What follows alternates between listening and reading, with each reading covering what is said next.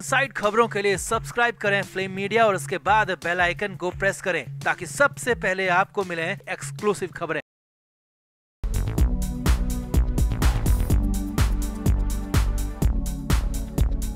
मुंबई में राजा की तरह रहने वाले संजय राउत पर अचानक ऐसी आफत आ गई है कि अब जेल से बाहर निकलने का कोई रास्ता नहीं बचा। सिंहासन और ऐशो आराम तो छूट ही गया, साथ ही साथ मुश्किलें लगातार बढ़ती जा रही हैं। पात्रा चौल घोटाले के मुख्य आरोपी संजय राउत पर अब एक और केस दर्ज कर लिया गया है और अब की बार ये केस ईडी ने नहीं बल्कि मुंबई पुलिस ने दर्ज किया है। जी हाँ, ईडी के बाद अब मुंबई पुलिस ने संजय राउत के खिलाफ केस दर्ज किया है। अब केस दर्ज होने के बाद तो संजय राउत का हाल बेहद बुरा हो गया। कोर्ट में सुनवाई के लिए जब लेने के लिए Mumbai police Arthur road jail पहुंची तो संजय राउत ने बड़ा तमाशा कर दिया, हंगामा काट दिया, जिसके बाद मजबूरी में राउत को वीसी के जरिए कोर्ट में पेशी करवाई गई और पेशी के दौरान संजय राउत की कोर्ट के सामने रुलाई भी फूट गई। तो क्या कुछ हुआ पूरे दिन संजय राउत को लेकर ऑर्थर रोड जेल में? अब नया कौन सा केस राउत पर दर्ज किया गया है और कोर्ट के सामने क्यों रोने को मजबूर हो गए संजय राउत, आपको बताते हैं सब। आप भी वीडियो को शेयर करें और अपनी राय कमेंट बॉक्स में जरूर दें। तो आगे बढ़ने से पहले आपको बता दें कि हमारे व्लॉग चैनल नीतू की पलटन का दूसरा व्लॉग आ गया है जिसमें नए लेवल का मजा है। वीडियो का लिंक नीचे डिस्क्रिप्शन में दिया गया है, वहां जाकर जरूर से जरूर चेकआउट करें। सपोर्ट करने के लिए लाइक और सब्सक्राइब करें, अपनी फैमिली और फ्रेंड्स के साथ भी शेयर करें। तो संजय राउत ने अपने जीवन में कई बार ऐसे बयान दिए हैं जिसके परिणाम अब सामने आ रहे हैं। जब पावर थी तो संजय राउत किसी को कुछ भी कह देते थे। उस वक्त पता नहीं था कि उनकी जुबान उन्हें एक दिन कितना बुरा फंसा देगी। तो अब अपने एक पुराने बयान के चलते संजय राउत मुश्किलों में घिर गए हैं। दरअसल संजय राउत ने पिछले दिनों मुंबई में फडणवीस सरकार के दौरान हुए किसी शौचालय घोटाले को लेकर काफी कुछ कह दिया। राउत ने 100 करोड़ रुपए के शौचालय घोटाले में बीजेपी नेता किरीट सोमैया और उनकी पत्नी मेघा सोमैया पर शामिल होने के आरोप तक लगा दिए। राउत के इस बयान के बाद किरीट सोमैया की पत्नी मेघा ने राउत के खिलाफ मानहानि का केस दर्ज करवाया है और उसी को लेकर कोर्ट में सुनवाई के लिए संजय राउत को लेने Mumbai police Arthur road jail पहुंची। मेघा सोमैया की माने तो 15 अप्रैल 2022 को राउत ने कहीं पर बयान दिया था कि किरीट सोमैया और उनकी पत्नी ने पब्लिक टॉयलेट के निर्माण में धांधली की है और 100 करोड़ रुपए का घोटाला किया है। मेघा का कहना है कि राउत के इन आरोपों के बाद उन्हें सामाजिक बदनामी सहनी पड़ी है और ये सभी आरोप निराधार हैं। मेघा ने अदालत से राउत के खिलाफ भारतीय दंड संहिता की धारा 499 और 500 के तहत मानहानि के आरोप में कार्रवाई शुरू करने का आग्रह किया है और उसी की सुनवाई के लिए मुंबई पुलिस संजय राउत को लेने ऑर्थर रोड जेल पहुंची। मगर जैसे ही Mumbai police Arthur road jail पहुंची तो वहां पर बड़ा तमाशा हो गया। खबरों की माने तो संजय राउत को जैसे ही पता चला कि उन्हें लेने मुंबई पुलिस आई है तो संजय राउत के होश उड़ गए। अब राउत किसी भी कीमत पर मुंबई पुलिस के साथ जाने को तैयार नहीं थे, इसीलिए राउत ने बीमारी की बात कहकर कोर्ट में जाने से इनकार कर दिया।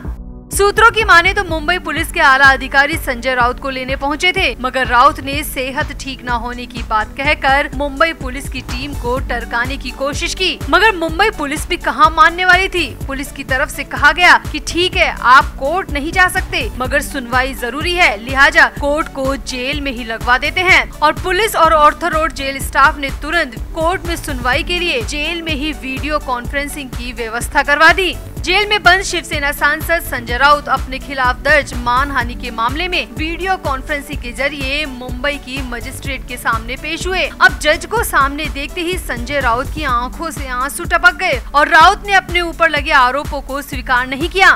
राउत ने कहा कि मेरे खिलाफ ये मानहानि का मुकदमा पूरी तरह बेबुनियाद है, मुझे बीजेपी के नेता साजिश के तहत फंसा रहे हैं। दरअसल मामले की सुनवाई शिवडी मेट्रोपॉलिटन मजिस्ट्रेट की अदालत के सामने हुई और कोर्ट के आदेश के मुताबिक राउत को 18 अगस्त को पेश होना था, मगर तमाशे के बाद कोर्ट से मुंबई पुलिस को परमिशन दी गई और इसके बाद राउत को वीडियो कॉन्फ्रेंसिंग के जरिए कोर्ट में पेश करवाया गया। हालांकि जेल में हुए हंगामे और सुनवाई में हुई देरी के चलते कोर्ट में ज्यादा कुछ नहीं हो पाया। बस राउत बार बार जज के सामने खुद पर लगे मानहानि के केस को गलत बताते रहे। दूसरे पक्ष के वकील को बोलने का मौका तक नहीं मिला, जिसकी वजह से कोर्ट ने इस मामले की सुनवाई के लिए 19 सितंबर की तारीख दी है। अब मानहानि के केस में 19 सितंबर को कोर्ट में एक बार फिर से सुनवाई होगी। तो कहते हैं ना, बुरा वक्त आता है तो सब कुछ बुरा ही बुरा होता है, और ऐसा ही अब राउत के साथ भी हो रहा है। किसी पर भी आरोप लगा देना, कुछ भी बयान दे देना कितना भारी पड़ सकता है, ये संजय राउत ने कभी सोचा नहीं होगा। मगर अब राउत जेल में बंद है और बाहर मानहानि के केस में भी फंसते हुए दिखाई दे रहे हैं। तो राउत की इस हालत पर आपका क्या कहना है, कमेंट बॉक्स में जरूर बताएं और वीडियो को भी शेयर करें। तो आगे बढ़ने से पहले आपको बता दें कि हमारे व्लॉग चैनल नीतू की पलटन का दूसरा व्लॉग आ गया है, जिसमें नए लेवल का मजा है। वीडियो का लिंक नीचे डिस्क्रिप्शन में दिया गया है, वहां जाकर जरूर से जरूर चेकआउट करें। सपोर्ट करने के लिए लाइक और सब्सक्राइब करें, अपनी फैमिली और फ्रेंड्स के साथ भी शेयर करें। तो जिन लोगों को लग रहा है कि संजय राउत की गिरफ्तारी के बाद ईडी की टीम शांत बैठ गई है या ईडी ने अब कार्रवाई करना बंद कर दिया है, तो ये बिल्कुल गलत है, क्योंकि ईडी की टीम अब एक बार फिर से एक्शन मोड में आ चुकी है। 31 जुलाई को हुई संजय राउत की गिरफ्तारी के बाद ईडी ने अब पात्रा चौल घोटाले में फिर से जांच शुरू कर दी है और अब ईडी ने मुख्य आरोपियों को सपोर्ट करने वाले अपराध में शामिल परिवार के सदस्यों पर शिकंजा कसना शुरू कर दिया है। तो इसी कड़ी में ईडी की टीम ने आज यानी कि 17 अगस्त को एक बार फिर अचानक छापेमारी शुरू कर दी। ईडी की टीम मुंबई में अलग अलग इलाकों में अचानक छापेमारी के लिए पहुंच गई और सबसे बड़ी बात ये है कि ये सभी छापेमारी आरोपियों के अलग अलग ठिकानों पर हुई है, जिनमें संजय राउत का नाम भी सामने आ रहा है। अब ईडी इस केस में पहले ही प्रवीण राउत, राकेश कुमार बदावन, सारंग कुमार बदावन और संजय राउत को गिरफ्तार कर चुकी है।